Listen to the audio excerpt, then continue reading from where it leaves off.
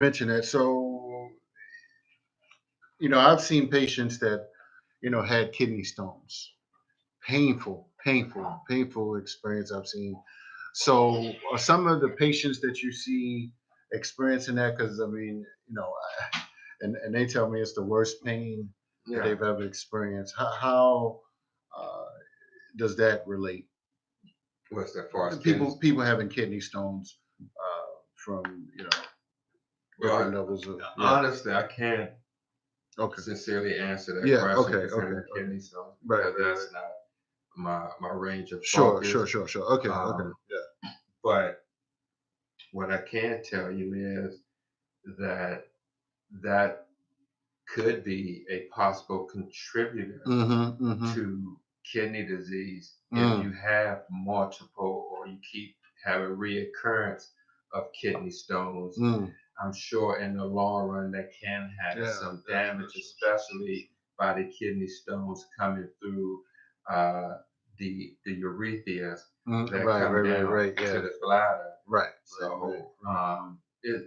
it's important if you do suffer with kidney stones to follow the diet and the Mm-hmm. medication regimes so they don't form. Right, Um, right, right, right, right, right. absolutely. Yeah, that's But essential. when you was asking me about the numbers Yeah. and statistics, Mm-hmm. so let me just say this about diabetes because Yeah. that is really the number one cause of kidney failure Mm-hmm. Mm-hmm. in the United States. Mm. And we know that African Americans suffer the most with diabetes more than any other race out there. So, just to give again, far as with diabetes, so that people know what it is, Mm-hmm. you have two types of diabetes. Okay, in each type of diabetes, the body does not properly process and Yes. use food. Mm-hmm. Mm-hmm. Normally, the human body converts food to glucose, which is Mm-hmm. sugar. That's the simple sugar that is the main source of energy for the body's cells. In order for that sugar or glucose to get into the body cells, it needs insulin to help them do that. So when the pancreas secretes the insulin, Mm-hmm. so when your pancreas is not working or Mm-hmm. your body is resistant to that um, uh, uh, to the insulin, Mm-hmm. Mm-hmm. then the sugar accumulates in the body, and that's where it damages the other organs. But Mm. this happens over a period of time. Right, right, right. And when I say two types of diabetes, you have type 1 and type 2. Mm-hmm. Mm-hmm. Normally, type 1, they used to be called juvenile Juvenile. Right, right, diabetes, right. but that's the insulin dependent. Yeah. Mm-hmm. Mm-hmm. And normally, about 1 in 20 people with diabetes have type 1. Mm-hmm. The, the majority of people, about 95% of people with diabetes have type 2. Mm-hmm. 95% of people with them have type 2. And that's a lot of people Mm, with yeah, type yeah, 2. right, right, right. And many people with type 2 do not respond normally to their own or to injected insulin, a condition called insulin resistance. So, and a lot of times it happens to people who are overweight, Mm-hmm. um, Mm-hmm. over the age of 40, Old age of and 40, right? Mm-hmm. a lot of them not even aware that they have the disease. Mm, So you can be walking around with undiagnosed diabetes mm, and getting into the statistics part of it. African Americans are twice as likely to be diagnosed with diabetes as mm-hmm. whites. Approximately 4.9 million African Americans over 20 years of age are living with either diagnosed or undiagnosed diabetes. Mm, mm, And then you have 12.6% of all African Americans over 20 years of age have diagnosed diabetes compared to 7.1% of whites. mm-hmm. So that is a big number. A lot of times when I have presentations, I normally ask the question with a show of hands, how many people know someone Mm, have um, have a family member Mm-hmm. with diabetes or amputation or high blood pressure, and normally um, the majority of hands go up. Mm-hmm. And to see something like that is really staggering. Man. Right. Right. Yeah. Yes, sir. It's like how do we begin to change the mindsets of people who have been, how can I say, Condition. conditioned. Mm-hmm. Thank you, conditioned Socially over, engineered. socially engineered, conditioned Right. over a long period of time Right. to eat something that they were told was good for you, but it was an absolute lie. Mm-hmm. Mm-hmm. And it's ironic because on my way over here, uh, driving here, I was listening to Faraji Mohammed Mm-hmm. inside the culture, Yeah. and he was talking to a person. I think her name was Maya. I didn't get her whole Yeah. name. The performer. I think the singer. Was it the singer? It may I have been, think. I but she think it was was. talking about vegan and Yeah. She was the performer. The singer. okay, Maya. Yeah. okay. So, but I heard some of the message that she was sharing, and she said the same thing. Right. The foods that we eat, we've been Mm-hmm. socially engineered to think one way. Um, when you look at how animals are being slaughtered, the process that they go through Mm-hmm. to package the food that comes to Right. the table. You know, you had these milk cartons and you go to the grocery store, you look at the package and you see these farms and trees, and it looks like that these products are being made in a wholesome, clean place. And when Mm-hmm. it's the absolute opposite of what that package displays. Mm. And it's all a marketing ploy to get us to Mm. think that we're eating healthy. Mm-hmm. So I believe it all starts with the diet.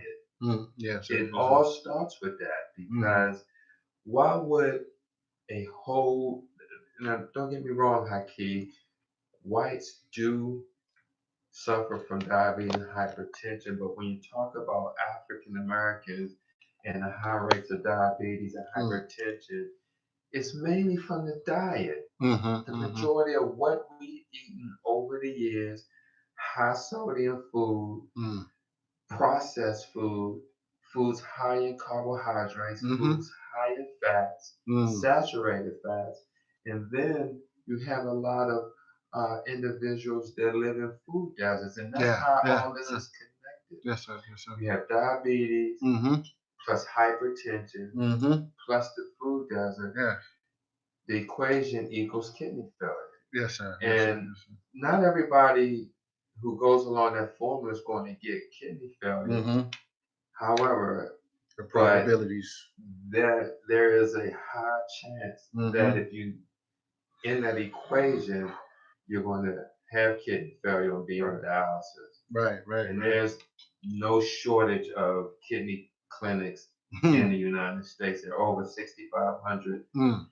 clinics across the United States. And Mm-hmm. as I mentioned, in Baltimore, you can look it up. Medicare.gov, compare dialysis units. Mm-hmm. In area code 21202, Oh, which two. is East Baltimore, Okay. Okay. there's 17 clinics within a 2.5 mile radius. Mm. No more than 5 miles, you got 17 dialysis units, Wow. all within 15 to 20 minutes of a drive. Mm-hmm. Mm-hmm. That's a lot. Wow. That's a lot. And a Mm-hmm. lot of people, oh, I know somebody on dialysis, or I seen the dialysis building. I Mm-hmm. was at the fair on Saturday. Somebody mentioned, oh, they just built a dialysis unit over on Broadway, where Ruth's house used to be, Mm-hmm. right across from the Black Wax Museum. How fitting is that, man, to Mm. have a renal dialysis clinic right across the street from the Black Wax Museum? Mm-hmm. Wow. Yeah. Yeah. That's deep. That's deep. Yeah. Absolutely. Absolutely. Yeah. That's certainly an interesting discussion. So, yeah. Right across the street. I wasn't aware of that one, but certainly with the food desert, Sister Akina just said her friend was just buried from this issue Sister Kina Allen, and she said something about the food deserts in Baltimore, and that certainly has been a challenge. Oh, absolutely. Yeah. And Hakia, I just wanted to, I'm going to talk about some more Sure. stats in which you can Absolutely. do That sounds good. if you're at risk or are you at risk. But If you're at risk, a right? couple of items I brought in to show you what individuals go through that are on dialysis. One, I brought kidney filter in. This filter You is see that? is used for kidney dialysis. They come in different sizes and different types. Okay. That's one particular model made by. Now let me show you the setup. I mean, it's a money maker, but it's also a setup. Mm. The corporation that makes this is called Fresenius Medical Care. Mm-hmm. Mm-hmm. They're also the number one dialysis provider in the United States. Mm.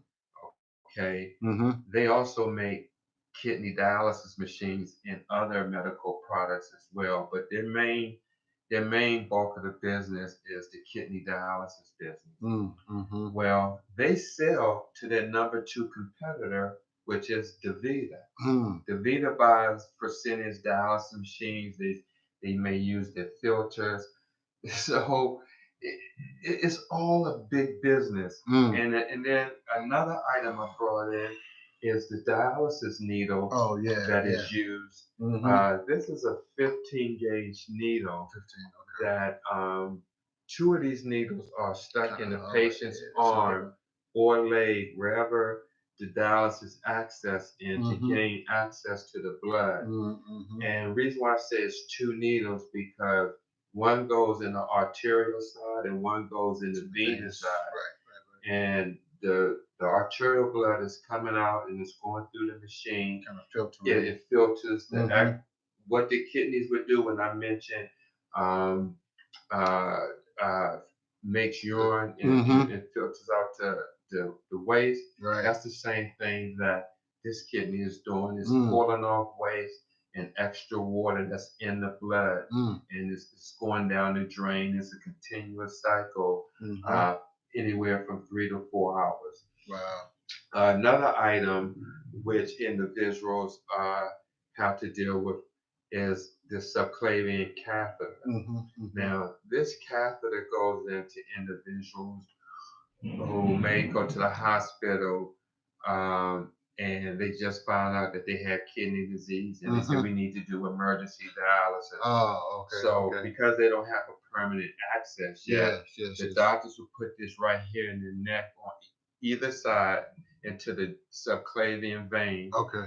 This tip Mm-hmm. is goes into the heart chamber, Mm. and this is sticking out from under your skin Ah, like that. Right. So you walk around with this, and it's covered with a bandage, what Mm-hmm. we call an opsite, and it has two caps on here, right here. And the same principle, it has a red port and a venous port. Mm-hmm. The blood comes out, goes through, it comes back through there. So these are just some of the items that individuals go through 3 times a week for the rest of their lives, or until they get a transplant, or until they basically die. Mm-hmm. Okay? Mm-hmm. And some individuals go through this process knowing that they got diabetes or hypertension and don't do anything about it. Right. And as a direct result, that happens. Mm-hmm. Absolutely. So, Yeah. I mean, it's staggering, man. Yeah. How many people are going through this process? Wow.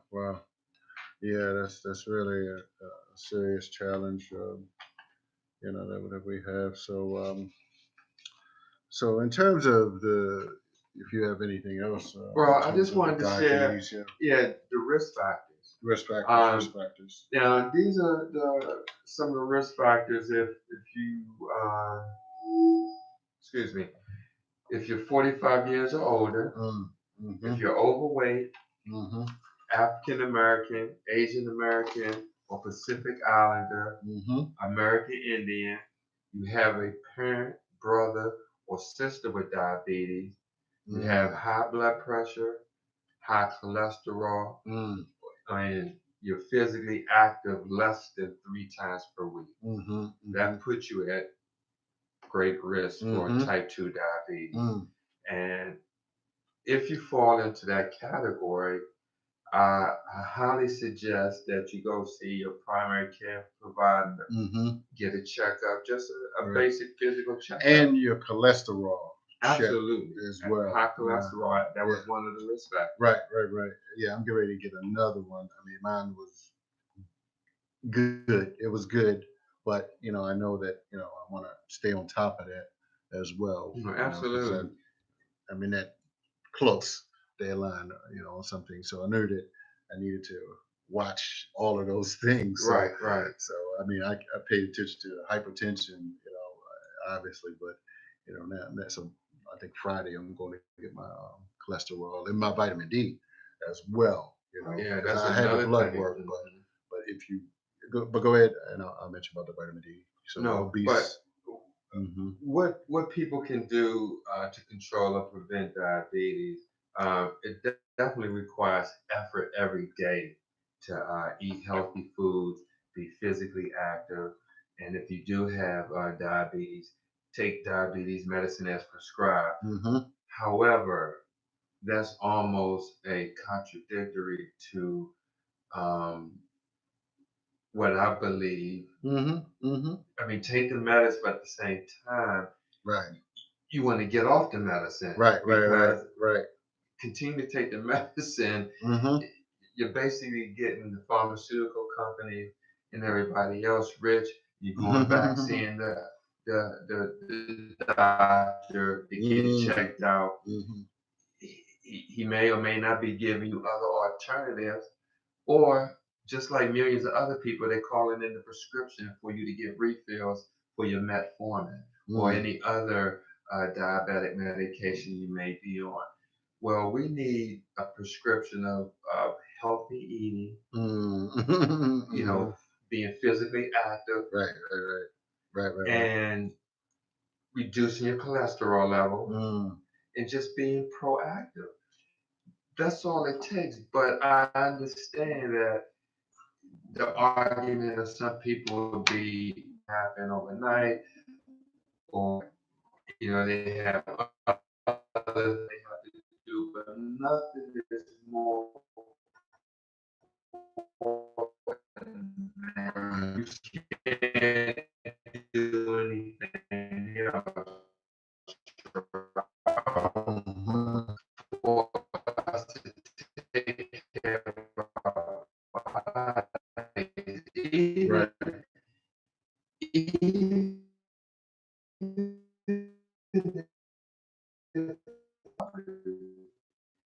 Mm. so when you're in